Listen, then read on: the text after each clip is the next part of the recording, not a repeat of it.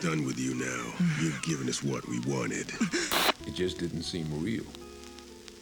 But slowly I realized that it was real.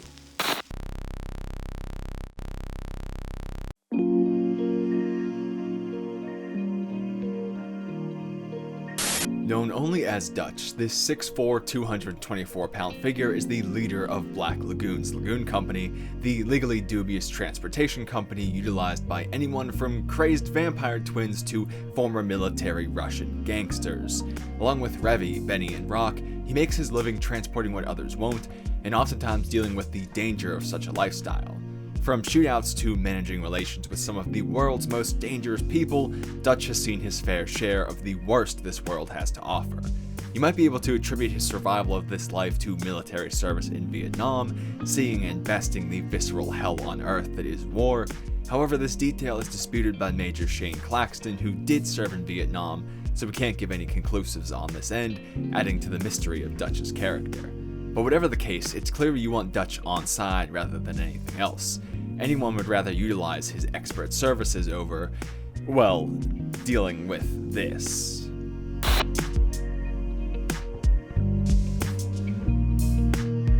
Dutch's equipment is fairly similar to what we covered with Revy before. Everything that she had access to, he would as well, and then some due to his better negotiation skills. So whether it's the RPG-7, the M79 grenade launcher, or any other assortment of rifles or automatic weapons, and even specialty underwater ones, Dutch pretty much has it all. And anything he doesn't have, he could likely get from the ripoff church, even if there is a price to pay, but we never see him and the crew struggling with money throughout the series, and his business seems quite lucrative, so we'll give him that one. But as for what we see him show a proficiency with, we actually only see Dutch use two weapons in Black Lagoon, his signature Smith & Wesson Model 629 and a Remington 870 Marine Magnum. But you can't say he doesn't show skill with both, pulling off timely and accurate shots under duress with either or.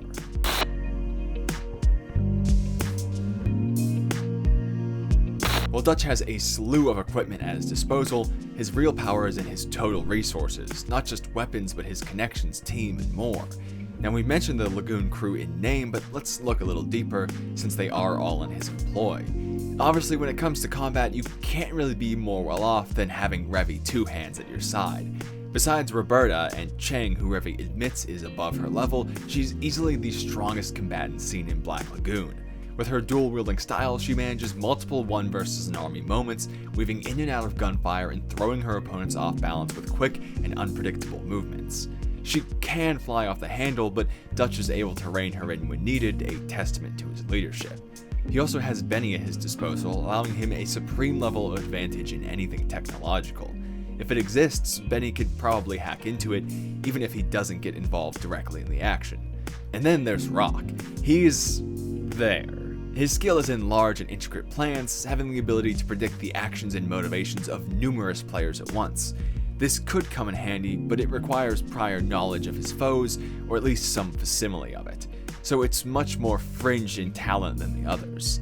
And all of this isn't even taking into account the families of Roanapur. Dutch's Lagoon Company works well with all of them, most notably the Hong Kong Triad branch under Chang and the Hotel Moscow branch under Balalaika. Dutch was the one who brokered peace between the established Chang and the newcomer Balalaika on her arrival, essentially saving Roanapur from civil war.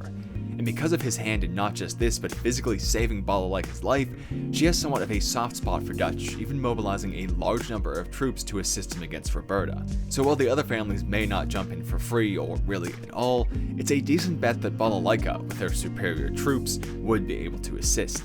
And from what we covered before, they're one hell of a squad. In short, they're former elite Soviet troops who went rogue after the fall of the Soviet Union. And as we already mentioned, Dutch has good ties with the Ripoff Church, who are able to supply large shipments on short notice, as we see with Rock's order for Shane Caxton.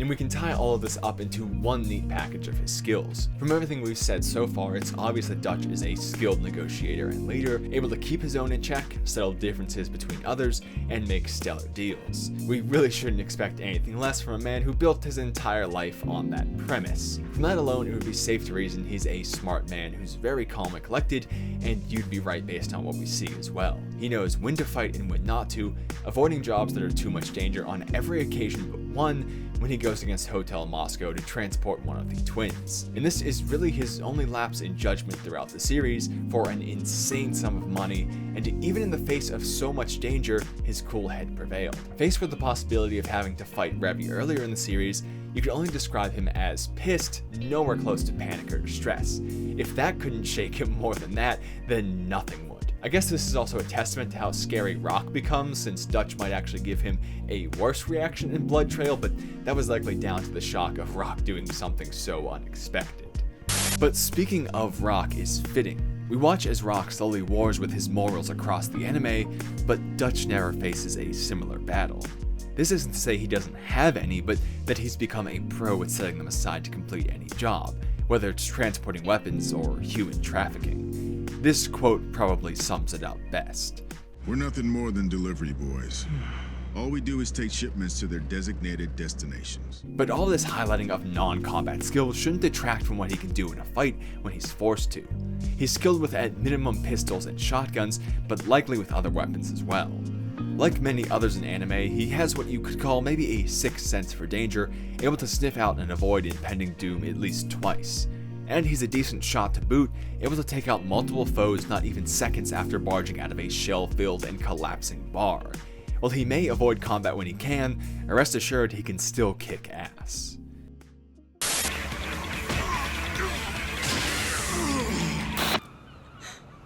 I wanted to live my own life. Who, me? Jet Black is the troubled ex-cop of the Cowboy Bebop crew, filling most of the series' noir quota.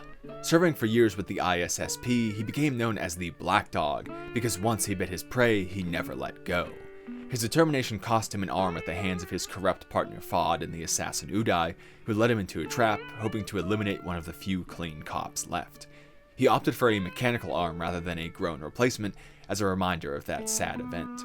Eventually, he left the ISSP after he couldn't ignore its blatant corruption any longer, taking a bit of the law into his own hands as a bounty hunter. After making a good name for himself in the business, he teamed up with Spike, eventually adding Faye, Ed, and of course Ein as well. But for all his hard work, he and the team never seemed to get past their money troubles, traveling the Soul system mostly broke for the entire anime.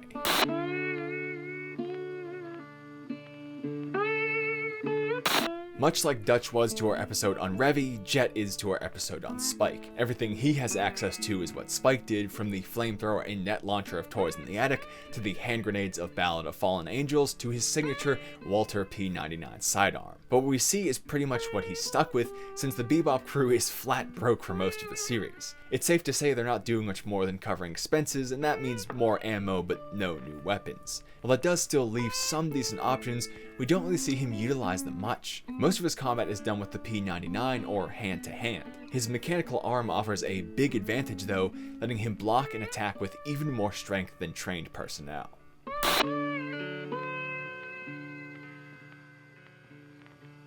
But what or who else does Jet have at his disposal? Well, there's obviously the previously mentioned crew of the Bebop. Most notably, we have Spike, a man who's seen to be a crack shot, excellent close-up fighter, and all-around combat specialist, storming the Red Dragon headquarters nearly solo. And he does it all while keeping up a nearly perfect cool guy persona. And then there's Faye Valentine, who gets a little less time in the action spotlight, but is still plenty able to hold her own, going so far as to openly challenge the gangs of Remote Callisto without a hint of fear.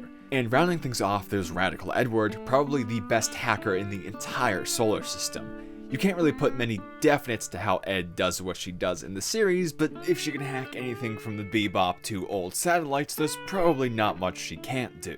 Aside from his own crew, his connections are a few souls at the ISSP, although that's really limited to information alone, or maybe the assistance of a few select former co-workers. And then there's a few others we see he has goodwill with through bounty hunting, but as mostly lone wolves, they aren't going to be jumping into the fray with him anytime soon. So the immediate crew of the Bebop is really the extent of his resources.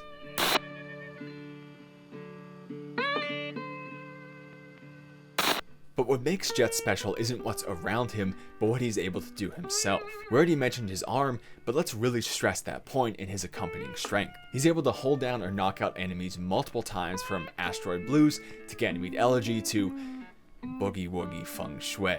He survives his fight against Udai solely due to his superior strength and the ability of his mechanical arm to block incoming gunfire, which is a huge advantage.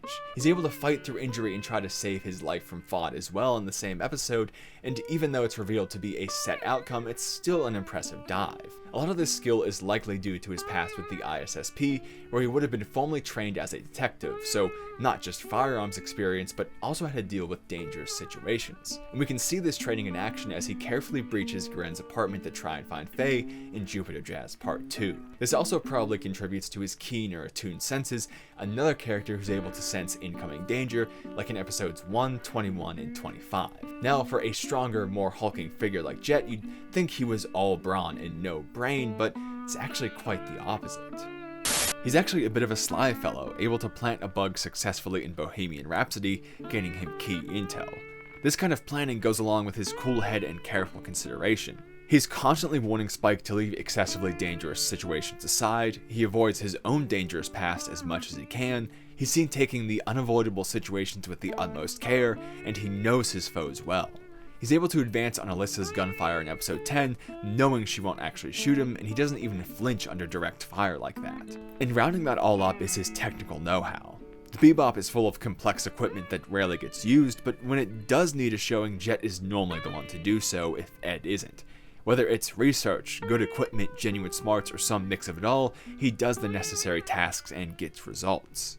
It might not help in battle, but outside of it, they're great skills to have. But there is one weakness you can give Jet: he's a stickler for his morals. As one of the few clean cops the ISSP had, he had a strong sense of justice and left when that could no longer be fulfilled with them. Whether it's leaving Hex alone for Ed's sake, saving Faye when she runs off, or helping Mei Fa, Jet works for the sake of something greater than himself. Sadly, probably part of the reason why he's always broke. Fake registration, all river passes, boat licenses for 3 countries, and... Now, as with every cross-anime versus, we have to set a few ground rules. Most notably here, 2071 and the 1990s are quite far apart, but in reality the action of the series isn't much different outside of space. It's mostly guns and bullets, so I think it would be fair to bring a character back in time to Black Lagoon and transfer their knowledge of specific things to their 90s versions. So rather than Jet being a pilot of a former fishing boat spaceship hybrid, he could just be the pilot of a boat on Earth, much like Dutch. So I think taking Jet back in time is the fairest compromise. We could also easily do it the other way, but this is just simpler. As for where, I don't think Ganymede is too dissimilar to Roanapur, so I don't think geography gives Jet any disadvantage there if we say he's been there before and is familiar with the layout to some degree. Now, being within the city gives Dutch access to a lot more, but I think that's included in who they are. Dutch maintains a home base while Jet gifts throughout the solar system, so I'm taking that as part of their characters. I think the only other rule we need to cover is at what point in the series do we consider each character. I think their respective strongest points. So the end of Blood Trail for Dutch giving him the strongest version of Rock, and for Jet the same timeline as the Cowboy Bebop movies, so between episodes in 22 and 23, allowing him access to the full crew as well. Everything else will be covered in specific situations, so let's get into it full on here.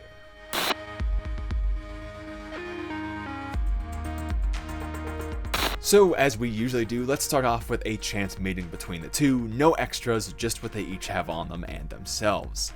I think this is one of the more balanced fights that we've seen.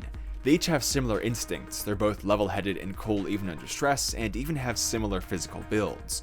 While Jet may be former ISSP and thus has training with firearms, I think what we see from Dutch makes him out to be a better shot than Jet is, giving him an advantage in a straight gunfight.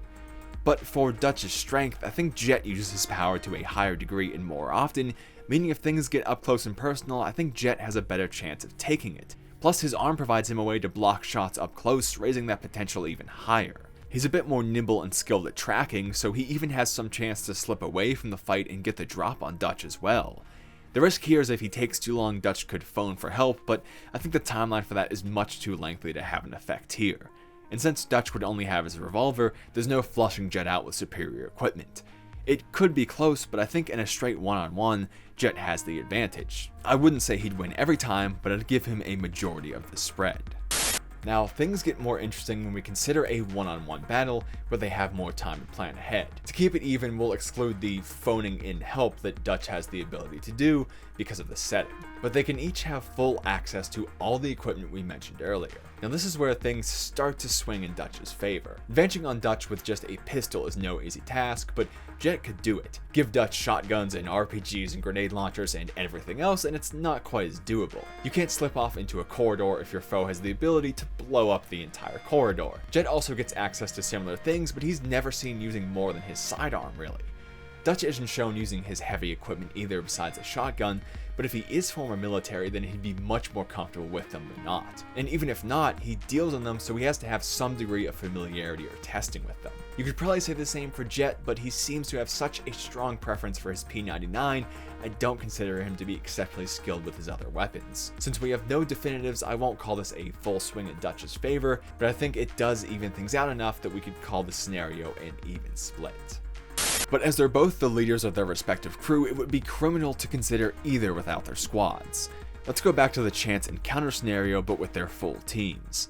Excluding the non-combatants who don't really have much influence in a random situation, and once again keeping it to just them with no outside help, that gives us Dutch and Revy against Jet, Spike, and Faye. So we kind of have to consider here if Revy balances out against Spike and Faye.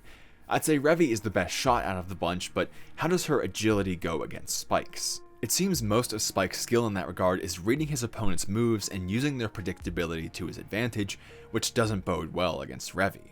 Her advantage is in being unpredictable and jumping straight into danger to throw her opponents off, so I think Spike loses that advantage. Now he definitely has the ability to egg Revy on to an angered state where he's able to then make the most out of her hasty movements, but when he's up against formidable foes, his cool guy persona fades away, leaving a mostly serious combatant. Think him versus Vicious's men rather than the usual riffraff he fights off. So considering an angry Revy a light possibility at best, I think she bests Spike. This one is honestly tough. They each draw against tough swordsmen, do basically the same against crazed walking armories, and respectively storm enemy compounds. They even fight a decently similar mix of foes, some actually trained fighters and some random criminals. I think it really does come down to Revy's unpredictability countering Spike's best strength, so I maintain that Revy would win. And with the addition of Faye, we could consider it a draw between them at best for the Bebop crew. Spike and Faye are great, but Revy is, well, Revy. They could also fight in any number of combinations, but then this becomes a lot less about Dutch and Jet and a lot more about Revy and Spike, so we'll leave it at that situation. So if we take Revy winning some majority of her fight and Jet winning some majority of his, then we reach another split decision. Now when we add planning into the mix, the rest of the teams can get involved. They each have a hacker, Benny and Ed respectively, and I think that makes this a null point. Hacking really becomes a game of information, and it's very hard to say who's better between the two since the technology we see them with is radically different. But both sides also have other connections for information, Jet's police contacts and Dutch's general network, so we have another null point there. But this does give Dutch the advantage of Rock's superior planning, the kind we see from him in Blood Trail where he can box his opponents into a very specific situation. Then when you give Revy and Dutch access to even more equipment, it brings the actual combat more in their favor once again. Spike also gets a step up with a full arsenal, but once again money talks, and Faye doesn't really get any bump from additional weapons. It's still murky, but I think we can place this one in the majority Dutch category. So we have two split decisions and one majority for both of our stars, but once again there's more to consider for each of these characters, not just their teams, but their total resources as businessmen and leaders. The connections they've made and favors they've garnered are paramount. I probably don't need to go into too much detail on how this is very much in Dutch's favor. Cowboy Bebop is a show about loneliness, so Jet and company don't have many true allies outside of each other. That's key to the anime. But Dutch personally has much more than that. He has a favor from Balalaika, he's in a decent spot with Chang if need be, he has more funds to secure a seemingly infinite supply of equipment from the ripoff church and to hire additional guns if needed, and his only weakness we see is taking a massively high paying job, which the Bebop crew could never afford to bait him with. Meanwhile, he would have the resources to pull that kind of stunt against them. And stunts opens a whole new set of possibilities. Dutch has a very important strength for a harsh world that Jet doesn't. Dutch is able to set aside his morality and do whatever the job needs, something that Jet isn't able to do. The difference in their monetary status is what shows this best. The former ISSP officer would never be seen taking a hostage or something similar, but this is a tactic we actively see taken by the Lagoon crew. This and other similar possibilities really puts things into Dutch's favor. Now, some of this does depend on him being within or close to Roanapur, but again, that's just Dutch. But let's say the Bebop crew caught him off on a mission, so he lost some of those advantages. That still only really brings them to a split decision at best based on our other scenarios. Plus, the pro-Dutch positives of a full resource scenario would in reality bleed into the other situations. If they fought in Roanapur, it would never truly be a one-on-one. And Dutch, in having a better handle over his crew, is alone much less often. With all this in mind, I have to finally give Black Lagoon a win in this series and call Dutch the winner. Yeah, that sounded cool. Men only think about the past right before their death. But I want to cover one more situation. What if they just didn't fight? As characters who are quite similar in being level-headed deal makers, I think it's quite possible they would settle their differences amicably. Neither is trying to rush to their death when they don't need to, so if their battle wasn't truly important, they very well could just not fight it. Jet could just stay away from Roanapur or something like that, and then there's no conflict needed. This doesn't change our result, but I think it's a fun possibility of these two characters being considered together, and really shows how similar they can be. I didn't think it would, well, this is another case of I didn't think it would be as close or as interesting, and then as I got into it, I saw just how similar these characters can be between series, and it always ends up making what I think is an interesting result, and I hope you think so as well too, because putting these verses together is a nice mix in between some of the very serious discussions. So as always, let me know if there's more of these you want to see, specific characters, just generally more, and what you thought of it as well, because again, I want to be putting out the content that you want to see, so it's not just me screaming at a wall as some sort of anime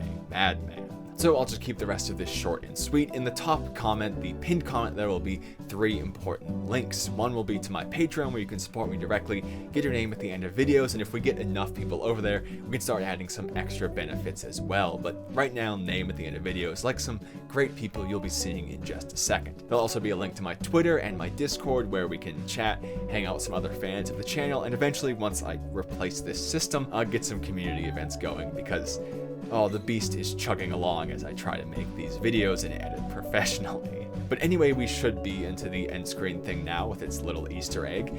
So I'll just leave more of these versus videos in a playlist right there if you want to check out more of them. The subscribe thing if you want to stick around for more videos like these, discussions, history, all that lovely stuff. And I'll just say thank you for watching, and I hope I'll see you again soon.